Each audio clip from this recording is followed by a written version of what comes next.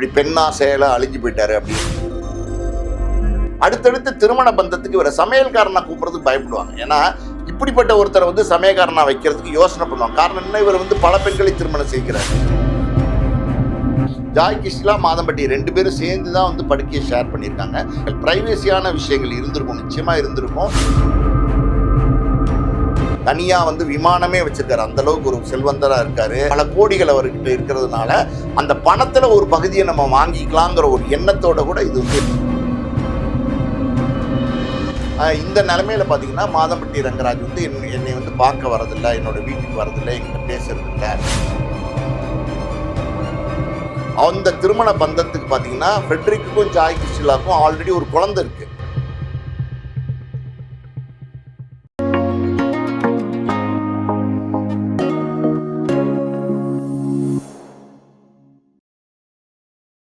GeM தொலைக்காட்சி நேயர்களுக்கு வணக்கம். நான் உங்கள் சோமஜாமத்து. இன்றைய சிறப்பு நேர்காணலில் நம்ம கூட யார் இருக்கா அப்படின்னு பார்த்தீங்கன்னா, ஆஸ்கார் மூவிஸ் ப்ரொடியூசரும் மற்றும் சினிமா விமர்சகருமான பாலாஜி பிரபு சார். அவர் தான் நம்ம கூட இருக்காரு. அவர்கிட்ட சில சந்தேகங்களை நம்ம கேட்டு தெரிஞ்சுக்குவோம். சார் வணக்கம்.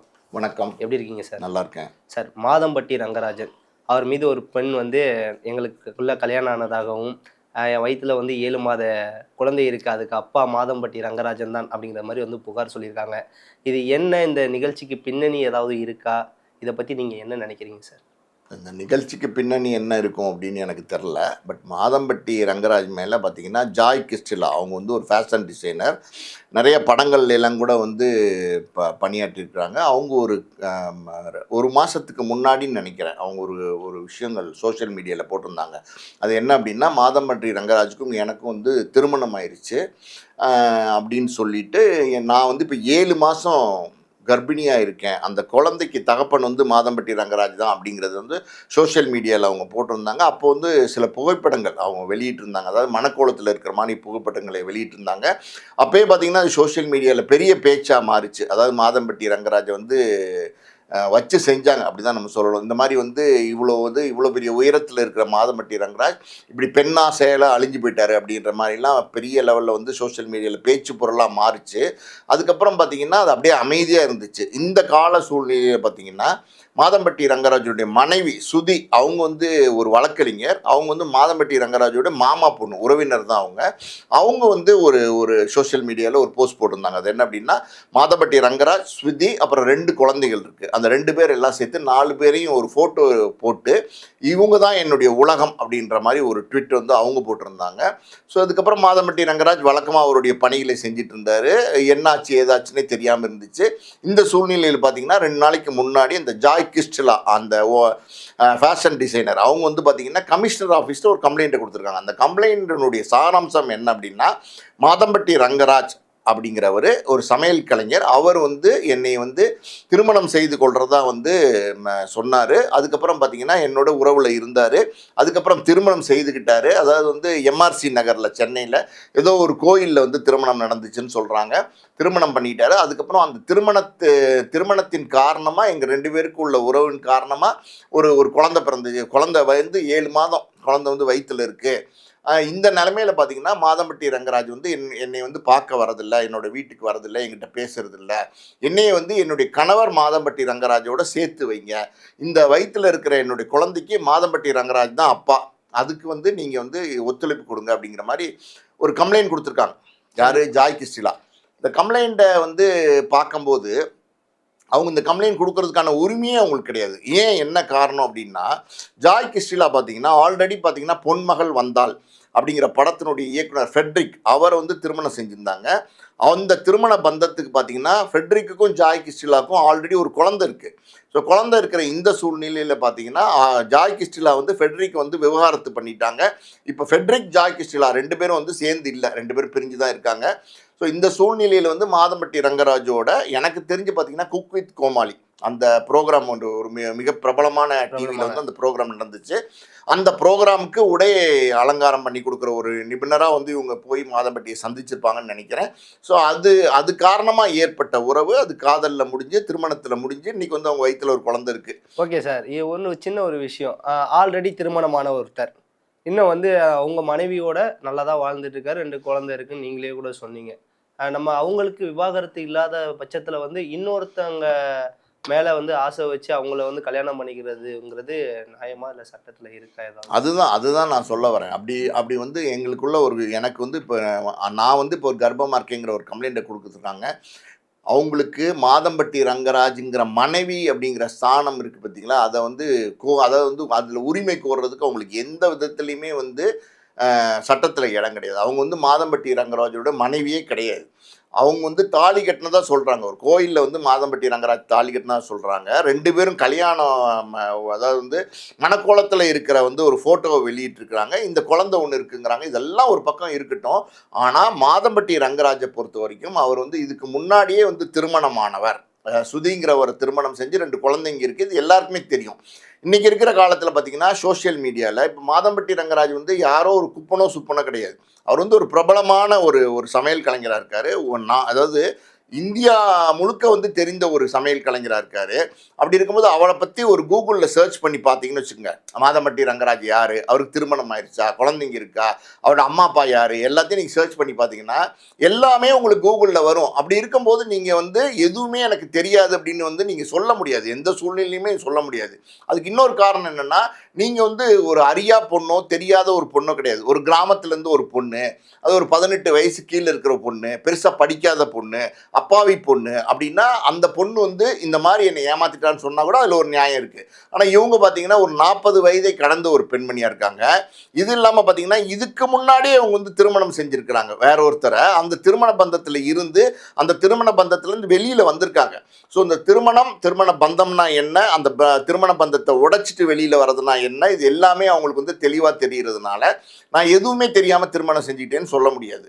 ஆனால் அவங்க ஒரு வார்த்தை, அதாவது வந்து அவங்க வந்து அந்த கம்ப்ளைண்ட்டை கொடுத்துட்டு வெளியில் வந்து ப்ரெஸ்ஸை சந்திக்கும் போது அவங்க விஷயம் சொல்கிறாங்க. என்ன அப்படின்னா, ப்ரெஸ் கேட்குறாங்க, அம்மா நீங்கள் வந்து இந்த மாதிரி ஒரு கம்ப்ளைண்ட் கொடுத்துருக்கீங்க, மாதம்பட்டி ரங்கராஜுங்கிறவர் ஏற்கனவே திருமணமானவர்னு உங்களுக்கு தெரியாதா அப்படின்னு கேட்கும்போது அவங்க விஷயம் சொல்கிறாங்க. என்ன சொல்கிறாங்கன்னா, மாதம்பட்டி ரங்கராஜ் திருமணமானவர்னு எனக்கு தெரியும், ஆனால் மாதம்பட்டி ரங்கராஜ் வந்து ஜுடிஷியல் செப்பரேஷனில் நாங்கள் இருக்கோம், அதாவது கணவன் மனைவி, அதாவது சுதியும் மாதம்பட்டி ரங்கராஜும் பிரிஞ்சு இருக்கோம் அப்படின்னு சொல்கிறதா அவங்க சொல்கிறாங்க.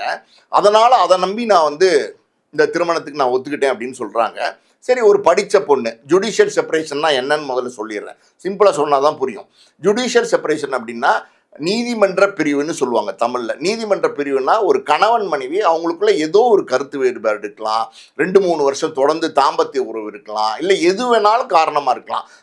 அந்த காரணத்தை முன்னிட்டு அவங்க நீதிமன்றத்தில் வந்து ஒரு ஒரு மனு தாக்கல் செய்வாங்க. அது என்ன அப்படின்னா, இந்த மாதிரி எங்களுக்குள்ள ஒரு மன ஒற்றுமை இல்லாமல் இருக்குது, ஸோ நாங்கள் வந்து கொஞ்ச நாள் வந்து பிரிஞ்சிருக்க விரும்புகிறோம், நல்லா கேட்டுங்க, கொஞ்ச நாள் பிரிஞ்சிருக்க விரும்புகிறோம், தனித்தனியாக வாழ விரும்புகிறோம் அப்படிங்கிற பேர் தான் ஜுடிஷியல் செப்பரேஷன். அதுக்கான காரணத்தை சொன்னோன்னே நீதிமன்றம் வந்து அதை பரிசீலனை பண்ணி ஜுடிஷியல் செப்பரேஷன் கொடுப்பாங்க. ஜுடிஷியல் செப்பரேஷன்னா நீங்கள் பிரிஞ்சிருக்கலாம்னு சொல்லுவாங்க. ஒரே வீட்டுக்குள்ள 2 பேர் இருக்கக்கூடாது, கணவன் மனைவி வேற வேற இடத்துல இருக்கலாம். ஆனால் அவங்களுக்கு விவாகரத்து ஆகலை, அவங்க வந்து பிரிஞ்சு தான் இருக்காங்களே தவிர இந்த கணவனுடைய மனைவி தான் அந்த அம்மா, அந்த மனைவியோட கணவன் தான் இந்த அம்மா, அப்படி தான் வந்து சட்டத்தில் இடம் இருக்குது. இது வந்து தற்காலிக பிரிவு, இது வந்து நிரந்தர பிரிவு இல்லை. நிரந்தர பிரிவு நீ யாரோ நான் யாரோ அப்படிங்கிறது எப்படின்னா, விவகாரத்து ஆயிடுச்சுன்னு வச்சுங்க, நீங்கள் யாரோ என்ன வேணா பண்ணலாம், நீங்க யாரோ என்ன வேணா பண்ணலாம். ஆனால் இங்கே வந்து எப்படின்னா கணவன் மனைவியாகவே தான் இருப்பாங்க. சொசைட்டியில் கணவன் மனைவி தான். அதாவது ஒருத்தவங்க இருக்காங்க, யார்ப்பா இவருடைய மாதம்பட்டி ரங்கராஜோட மனைவி அப்படின்னா சுதின்னு தான் சொல்லுவாங்க. சுதியோட கணவன் யாருப்பா அப்படின்னா மாதம்பட்டி ரங்கராஜ் தான் சொல்லுவாங்க. ஒருவேளை ஒரு 2-3 வருஷம் கழிச்சோ 4 வருஷம் கழிச்சோ இவங்களுக்குள்ள ஒரு மனம் மாற்றம் ஏற்பட்டு மறுபடியும் நம்ம கணவன் மனைவியாக சேர்ந்து வாழலாம் அப்படின்ற ஒரு சூழ்நிலை வந்தால் அப்போ இவங்க மறுபடியும் நீதிமன்றத்தை அணுக தேவையில்லை, இவங்களே வந்து சேர்ந்து வாழ ஆரம்பிக்கலாம். இது பேர் தான் ஜுடிஷியல் செப்பரேஷன். இவங்களுக்கு விவகாரத்தை ஆகலை, கணவன் மனைவி தற்காலிகமாக பிரிஞ்சிருக்காங்க. தான் கணவன் மனைவி தற்காலிகமாக பிரிஞ்சிருக்கும் போது இன்னொரு திருமணம் செஞ்சுக்கலாமா? கூடவே கூடாது. அதாவது வந்து கணவன் மனைவி தற்காலிகமாக பிரிஞ்சிருக்கும் போது அவங்க இன்னமும் கணவன் மனைவியாக தான் இருக்காங்க. சோஷியல் ஸ்டேட்டஸ் அப்படி தான் இருக்குது, மேரீட் தான் இருக்குது. அப்படி இருக்கும்போது இந்த கணவன் இன்னொரு திருமணம் செய்ய முடியாது, மனைவியும் இன்னொரு திருமணம் செய்ய முடியாது. ஸோ ஜுடிஷியல் செப்பரேஷன் சொன்னார், அதனால் இவங்களை திருமணம் செஞ்சுக்கிட்டேன் அப்படிங்கிறது வந்து முற்றிலும் வந்து ஏற்கக்கூடிய வாதமாக இல்லை. காரணம் என்னன்னா, இன்னொரு திருமணம் செய்ய முடியாது. அவர் விவகாரத்து பண்ணியிருந்தால் மட்டும்தான் இந்த அம்மா இன்னொரு திருமணம் செய்ய முடியும். ஸோ இந்த அம்மா வந்து இன்னொரு விஷயம் சொல்கிறாங்க, என்னென்னா முதலே வந்து குழந்தை உண்டான மாதம்பட்டி ரங்கராஜுக்கு அப்போ அவர் கலைக்க சொன்னார், 2வது வாட்டி உண்டான கலைக்க சொன்னார், 3வது வாட்டியும் கலைக்க சொன்னார். இப்போ கரு கலைப்புங்கிறதே ஒரு குற்றம் தானே ஐயா?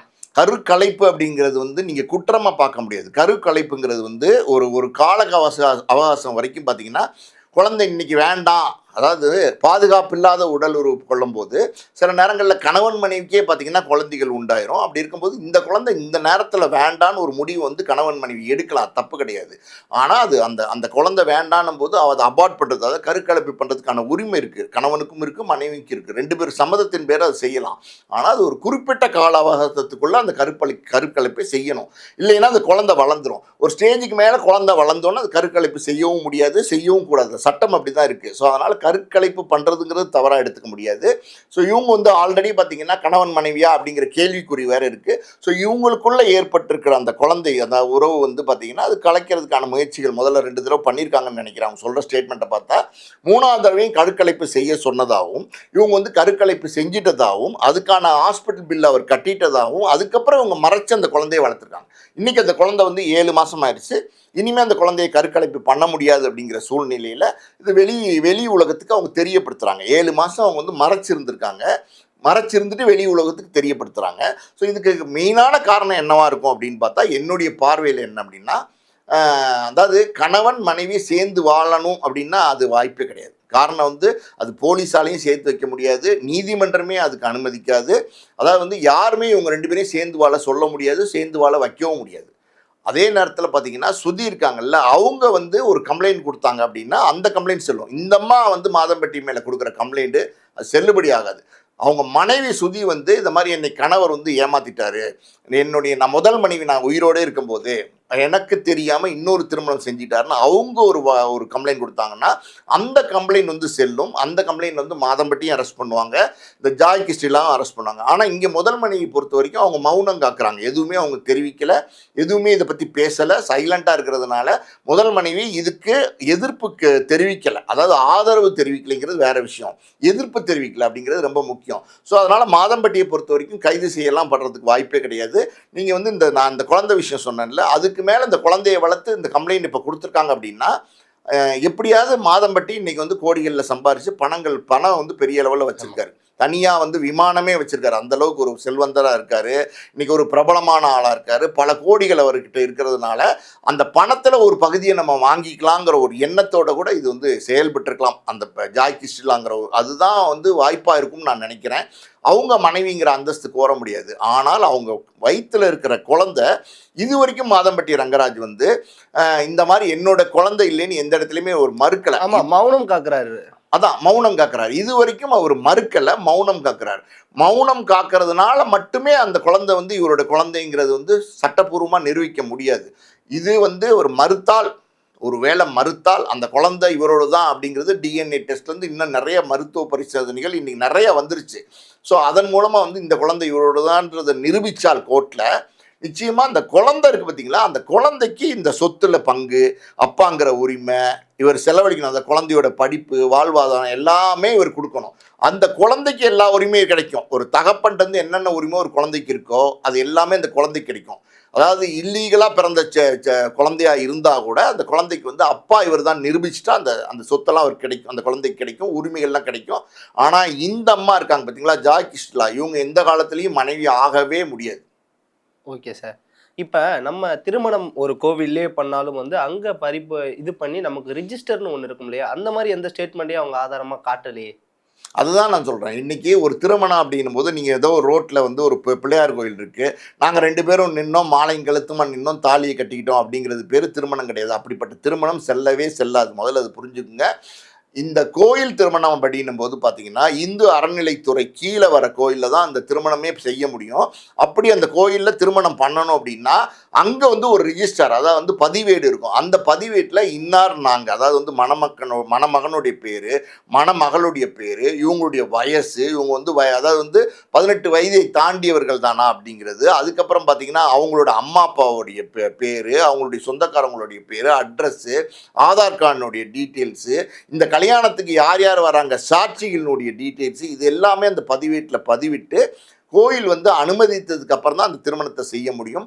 அப்பதான் அந்த திருமணமா அது செல்லுபடியாகும். அது கூட எப்படின்னா, கோயில் பதிவேட்டில் இருக்கிற திருமணம், அந்த திருமணத்தை நீங்க சாட்சியா காமிக்கலாம். கோர்ட்ல போய் நீங்க சாட்சியா காமிக்கலாம். இந்த மாதிரி இந்த கோயில் பதிவேட்டில் நாங்க பதிவு பண்ணி இந்த இடத்துல திருமணம் செஞ்சிருக்கோம் அப்படின்னும் போது அந்த திருமணம் வந்து செல்லும், சாட்சியா எடுத்துப்பாங்க. ஆனா இங்க வந்து அது முதல் திருமணமா இருந்தா அது ஓகே. இது இரண்டாம் திருமணம் போது, முதல் மனைவி உயிரோடு இருக்கும்போது, முதல் மனைவி விவகாரத்து கொடுக்காத போது இந்த திருமணம் செல்லவே செல்லாது. இந்த திருமணம் வந்து செல்லுபடியாகக்கூடிய திருமணமே கிடையாது. ஸோ அதை வந்து பொருட்படுத்த மாட்டாங்க, பொருளாக எடுத்துக்க மாட்டாங்க.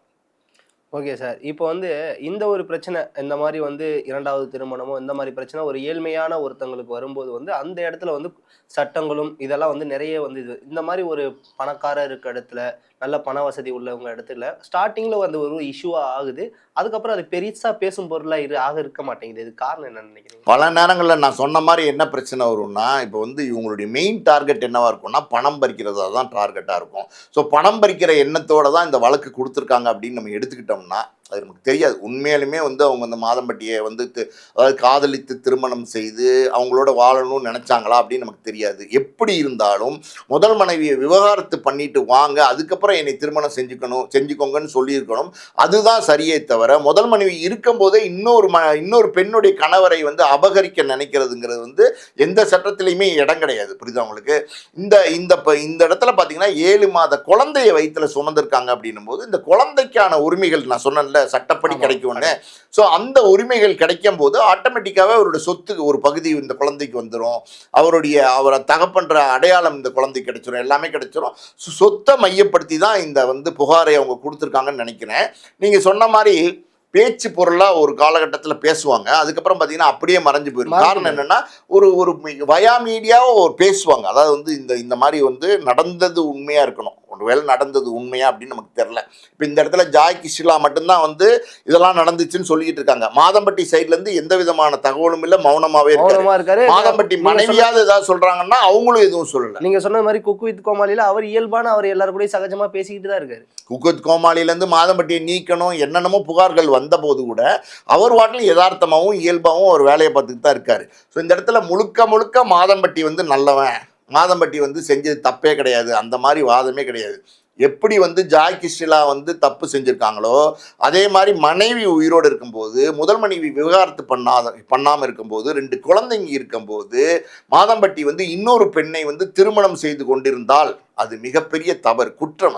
அது மாதம்பட்டி மேலேயும் தப்பு இருக்குது. அதாவது வந்து இவ்வளோ பேர் புகழ் எல்லாமே கிடைச்சதுக்கப்புறம் இப்படி வந்து ஒரு தப்பான விஷயத்த செஞ்சு இன்னைக்கு பாருங்கள், ஊர் சிரிக்கிற மாதிரி சந்தி சிரிக்கிற மாதிரி ஒரு பேராக போச்சு. இப்போ மாதம்பட்டி அப்படின்னாலே ஒரு மரியாதை இருந்துச்சு. இப்போ இன்னொரு விஷயம் சொல்கிறீங்க, ஒரு திருமணத்துக்கு ஒருத்தர் சமையல்காரராக ஃபிக்ஸ் பண்ணுறாங்கன்னா அந்த சமையல்காரர் வந்து நல்லவராக இருக்கும்னு நினைப்பாங்க. ஏன்னா திருமணங்கிறதே ஒரு பந்தம். இப்போ ஒரு பெண்ணும் ஆணும் கலந்து திருமணம் செய்ய போகிறாங்கன்னா அது புனிதமாக நினைப்பாங்க. பல சடங்குகள் செய்வாங்க, பந்தக்கால் நட்டுறதுலேருந்து மாப்பிள்ளை அழைப்புலேருந்து என்னென்னமோ நிச்சயார்த்தத்துலேருந்து எல்லாமே செய்யும்போது அந்த எப்படி சொல்கிறது, மங்களகரமான அந்த நிகழ்ச்சியில் சமையல் பண்ணுற ஒருத்தர் வந்து நல்லவராக இருக்கும்னு நினைப்பாங்க. ஸோ இப்போ மாதம்பட்டி ரங்கராஜ் வந்து இப்படி வந்து தப்பான ஆளுன்ற மாதிரி இருக்கிற சூழ்நிலையில் அடுத்தடுத்து திருமண பந்தத்துக்கு இவரை சமையல்காரனை கூப்பிட்றதுக்கு பயப்படுவாங்க. ஏன்னா என்ன நினைப்பாங்கன்னா, நம்ம பொண்ணு நம்ம கட்டி கொடுக்குறோம், நம்ம பையன் நம்ம கட்டி கொடுக்குறோம், அவங்க வந்து 2 பேரும் ஒன்றா சந்தோஷமாக இருக்கணும் அப்படின்னு நினைக்கும் போது இப்படிப்பட்ட ஒருத்தரை வந்து சமையல்காரனாக வைக்கிறதுக்கு யோசனை பண்ணுவாங்க. காரணம் என்ன, இவர் வந்து பல பெண்களை திருமணம் செய்கிறாரு.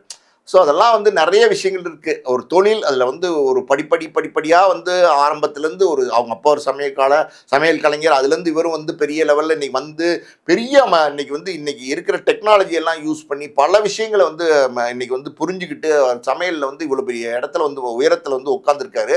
ஸோ அப்படிப்பட்ட நேரத்தில் இப்படி ஒரு தப்பை செஞ்சுருக்காரு. அந்த நம்ம பதில் இன்னும் சொல்லாமல் இருக்கோம். என்ன அப்படின்னா, பல நேரங்களில் இது அடங்கி போயிடுது. அப்படிங்கிறது காரணம் என்னென்னா, வயா மீடியாவை உட்காந்து பேசுவாங்க. அதாவது இவங்க குடும்பத்தாரோ இல்லை ஒரு 4 பேர் மாதம்பட்டி சைடு, அந்த பொண்ணு சைடு ஒரு 4 பேர் உட்காந்து இப்போ என்னதாங்க பிரச்சனை, இப்போ அவங்களுக்கு முதல் மனைவி இருக்குது, சேர்ந்து வாழ முடியாத சூழ்நிலை இருக்குது, நீங்கள் கோர்ட்டுக்கு போனாலும் போலீஸ் ஸ்டேஷன் போனாலும் சட்டப்படி வந்து இந்த திருமணமே செல்லாது. ஸோ இப்போ என்ன வேணும் அப்படின்னும் போது அந்த குழந்தைக்கு தகப்பங்கிற அடையாளம் வேணும்னு கேட்பாங்க. சரி பரவாயில்ல கொடுத்துட்றோம் அப்படின்னு சொல்லுவாங்க. அதே நேரத்தில் பார்த்தீங்கன்னா சொத்துக்கள் அந்த குழந்தைக்கு ஆல்ரெடி கிடைக்கும் இல்லையா, அதனால் அந்த சொத்தை கொடுப்பாங்க. இல்லை பணம், ஒரு பெரிய பணம் கை மாறிச்சுன்னு வச்சுக்கோங்க, ஆட்டோமேட்டிக்காகவே வந்து சரின்னு விலகி போயிடுவாங்க. பல நேரங்களில் நடக்குது, பல பெரிய இடங்களில் இது மாதிரி தான் நடக்குது.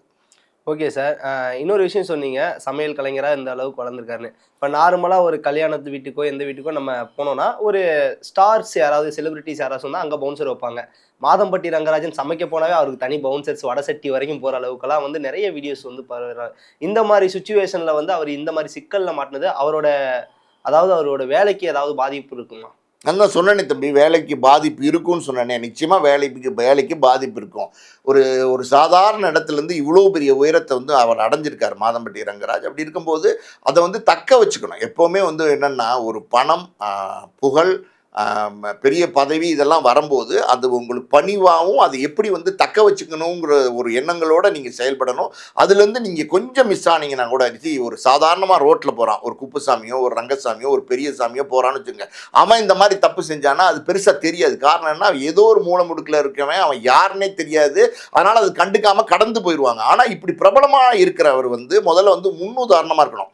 சரி, இப்போ மாதம்பட்டி ரங்கராஜ் அப்படின்னா, அப்பா பிரமாதமாக உழைச்சி வந்தார்ப்பா, ஒவ்வொரு படியாக வந்து கஷ்டப்பட்டு முன்னுக்கு வந்த மனுஷன்ப்பா, பாரு இன்னைக்கு கோடிகளில் வந்து சம்பாரிச்சு இன்னைக்கு தனி விமானத்தில் போகிற அளவுக்கு ஒரு உயரத்துக்கு வந்திருக்காருப்பா அப்படிங்கிறது வந்து இளைஞர்கள் வந்து ஒரு முன்னுதாரணமாக எடுத்து பார்க்கணுமே தவிர, இப்போ வந்து என்ன பேசுவாங்க, அதாவது மாதம்பட்டி ரங்கராஜ் வந்து பாரு இந்த மாதிரி ஒரு பொம்பளையோட தொடர்பில் இருக்காரு அது இதுன்னு பேசும்போது அது பேரை களங்கப்படுத்த தானே செய்யும். அது பேரை களங்கப்படுத்தும் போது ஆட்டோமேட்டிக்காக தொழிலையும் பாதிக்கத்தான் செய்யும்.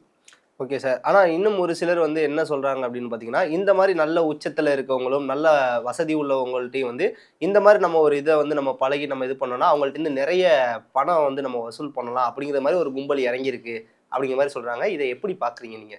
நான் ஒரு விஷயம் சொல்கிறேன் கேளுங்க. இந்த கேள்விக்கு பதில் என்ன அப்படின்னா, பல நேரங்களில் வந்து இந்த உண்மையாலுமே ஒரு காதல் வயப்பட்டு இந்த மாதிரி சில தவறுகளை வந்து செஞ்சிடறாங்க. பல பேர் செஞ்சிடறாங்க. முதல் திருமணம் இருக்குங்கிறத மறந்துடுறாங்க, மறைச்சிடுறாங்க. இந்த மாதிரியெல்லாம் செஞ்சிடறாங்க. ஆசைப்படுறாங்க. அதாவது பெண்ணாசை பொன்னாசையால் கெட்டவன் அப்படின்னு சொல்கிறாங்களா, அந்த மாதிரி வந்து ஆசைப்பட்டு மறைச்சிடுறாங்க. இந்த மாதிரி தவறுகளை செஞ்சிடறாங்க.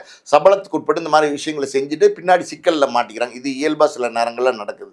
ஆனால் பல இடங்களில் பார்த்தீங்கன்னா இந்த மாதிரி பிரபலமான பணக்காரர்கள் இந்த மாதிரி நம்ம மாதம்பட்டியே விட்டுருங்க, வேற வேற பிரபலமாக இருக்கிற பல துறையில் இருக்கிற பெரிய பிரபல புள்ளிகளை பார்த்தீங்கன்னா குறி வச்சு 1-2 பேர், அதாவது வந்து ஏற்கனவே திருமணமானவங்களா இருப்பாங்க, அவங்க விவாகரத்தானவங்களா இருப்பாங்க, அவங்களுக்கு ஒரு துணை தேவைப்படும், அவங்களுக்கு பணம் தேவைப்படும், அவங்க வந்து இந்த மாதிரி பெரிய பிரபலங்களோட தொடர்பு ஏற்படுத்தி கொண்டு அவங்க வந்து இந்த மாதிரி குழந்தைய சுமக்கிறேன் அது இதுன்னு ஏதோ ஒரு சூழ்நிலையை உருவாக்கி அவங்களோட பேசி பஞ்சாயத்து பண்ணி ஒரு பெரிய அமௌண்ட்டை வாங்கி செட்டில் ஆகிற நிறையா வந்து சொசைட்டியில் இருக்குது. நம்ம வந்து யாரையும் குறிப்பிட்டு சொல்லலை, சொசைட்டியில் இந்த மாதிரிலாம் நடக்கத்தான் செய்யுது.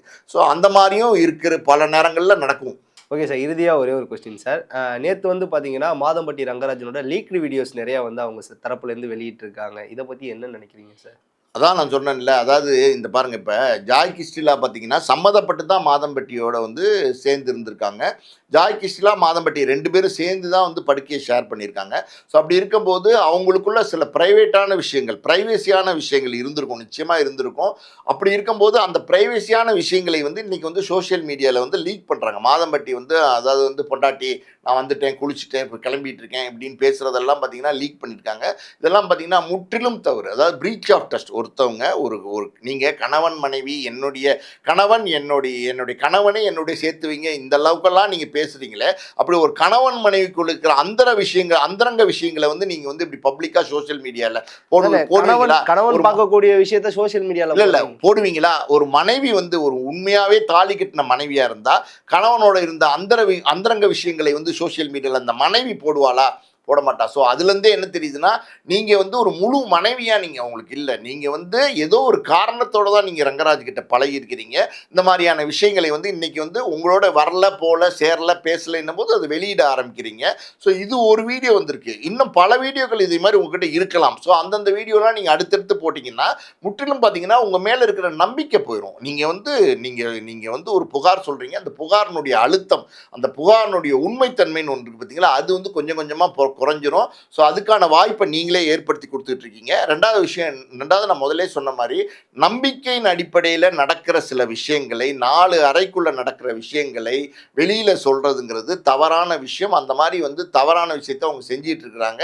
அது அதாவது சொல்கிறேன்ல, பிளாக்மெயில் பண்ணி பணம் வாங்கணுன்ற எண்ணங்கள் மட்டுமே இருக்கிறவங்க இந்த மாதிரியான விஷயங்களை செய்வாங்க.